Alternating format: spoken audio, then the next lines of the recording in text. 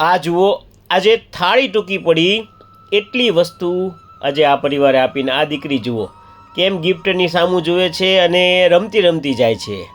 કેમ કે આપણા માટે નાની વસ્તુ હોઈ શકે, પણ આમના માટે આ મોટી વસ્તુ છે. આશુતોષ અન્નક્ષેત્ર તળાજા, આજના દાતા માયા રિયા શૈલેષકુમાર ગુટલા ના લક્ષ્મી રૂપે દીકરી માનસીબહેનના જન્મદિવસે ગરીબોને અન્નદાન તેમજ ગિફ્ટ. સાહેબ, મેં લાલાના બર્થડે ઉજવતા તો બહુ બધાને જોયા છે, પણ બહુ ઓછા લોકો હોય છે જે દીકરી બહેનના જન્મદિવસ આવી રીતના ધામધૂમથી ઉજવે.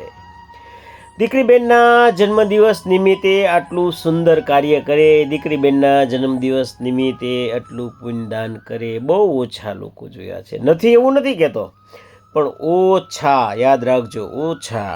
આ શબ્દ ઉપર ધ્યાન રાખજો, બહુ ઓછા સાહેબ. બધા એવું સમજે છે કે દીકરાને સાચવશું એટલે દીકરો આપણને સાચવશે, પણ એ તો આપણી ઉપર ડિપેન્ડ છે ને આપણા ભાઈ ઉપર ડિપેન્ડ છે ને આપણી સાચવણી ઉપર ડિપેન્ડ છે. પણ તમે દીકરીના જન્મદિવસે આવા કામ કરશો તો સાહેબ દેવ રાજી થશે, દેવી રાજી થશે. તમે જેમ મહેમાન હોય આપણા ઘરે, એને કેવા આપણે સાચવીએ છીએ, કેવા. આ જુઓ, આ ડોશીમાં ત્યાં રહે છે, એકલા જ રહે છે, એનું કોઈ છે નહીં, નિરાધાર છે. તો અમે એની પાસેથી થાળી લાવીએ, પાછા એને થાળી દેવા જઈએ. આવો તો કેટલી જગ્યાએ જઈએ છીએ, પણ સાહેબ બધું વિડીયો શક્ય નથી ને બધું દેખાડતા પણ નથી. તો હું વાત કરતો તો મહેમાન તમારા ઘરે હોય ને કેમ તમે સાચવો, એમ દીકરી મહેમાન જ છે.